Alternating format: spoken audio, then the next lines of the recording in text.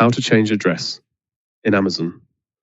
Today, I'll show you how to change your address on Amazon step by step.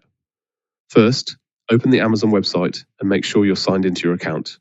Once you're on the Amazon homepage, move your mouse cursor to Account and Lists at the top of the page. Click on Account and Lists, then select your account. On the Your Account page, look for your addresses and click on it. Here, you'll see the addresses that are currently saved to your Amazon account. To add a new address, click Add Address.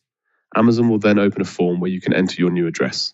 Enter the required information, such as your name, street address, city, state or province, postal code, and phone number. Make sure all the information is correct before continuing. Once you've entered everything, click Add Address or the button shown on the page to save it. Your new address will now appear in your saved addresses. If you want to change an address that is already saved, find the address you want to update and click Edit. Make the necessary changes, then save the updated information. You can also set an address as your default address if you want Amazon to use it automatically when you're checking out. Keep in mind that changing your saved address does not automatically change the shipping address on an order that has already been placed. If you already have an order, check the order details separately to see whether the shipping information can still be changed.